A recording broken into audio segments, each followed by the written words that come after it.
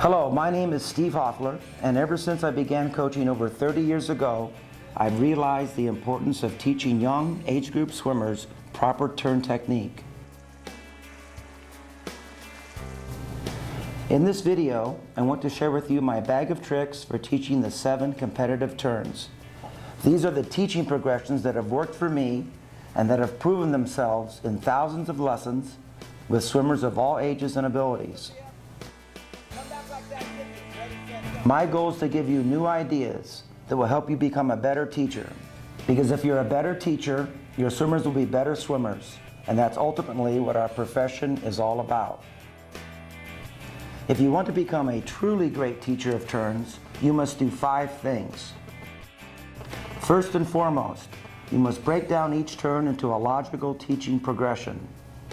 Turns are like aqua gymnastics. They happen very quickly, and they call for pikes, tucks, spins, and rolls, combined with specific, precise, and high-speed arm and hand movements. In order to teach these complex moves, you must know how to break down each turn into a logical teaching progression. And you must realize that some swimmers will need to perform the movement slowly before adding speed to the skill. 2, you must be ready to get in the water, at least initially. By physically moving the swimmer's limbs and head through the correct motions, you'll be more successful at imparting the correct muscle memory.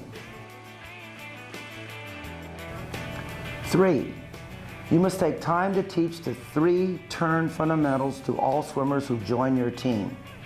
These 3 basic skills are streamline, push-offs, and underwater kicking. And you can introduce these skills to swimmers as young as age 5. 4, you must limit a swimmer's training to 25s until they learn specific turns. If you start training 50s and beyond, you reinforce incorrect turning movements and introduce bad habits that become hard to correct. When a competitive swimmer graduates from 25s to 50s and 100 IMs, there should be a time in their career when they spend at least 5 weeks learning all 7 of the competitive turns.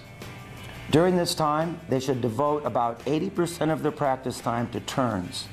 This intense and concentrated period of learning will enhance the acquisition of turning skills. And 5, you have to believe in the power of good turns, and you must convey this belief and these skills to your swimmers. Your job is to help swimmers understand that developing excellent turns will help them improve their times, win races, and give them the potential to compete at the highest levels. If you take the time to do this, you will give your swimmers a sense of pride, accomplishment, and confidence. As a coach and swim instructor, you know that the outcome of a race is often determined by who has the best turns. In short course swimming and at the elite level, turns and underwaters can represent more than 50% of the entire race. When a swimmer executes those turns correctly, he or she can actually generate speed and momentum that enhances their swimming speed for the rest of the length. On the other hand, when a swimmer misses a turn, they must start the length from a dead stop and have to work much harder to get up to race speed. For this reason, you must make the acquisition of turning skills a top priority in your program.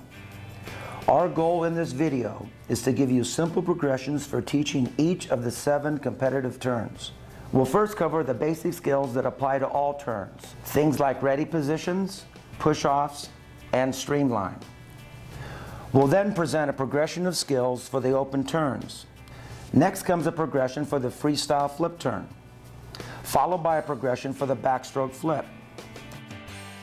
And we'll finish with a progression for each of the back-to-breast turns. We'll show how to use tools, toys, and creative drills to speed the learning process. So let's get started. And thanks for joining me in the quest to become a more effective teacher and coach, and in the ultimate quest to help your students learn better and faster.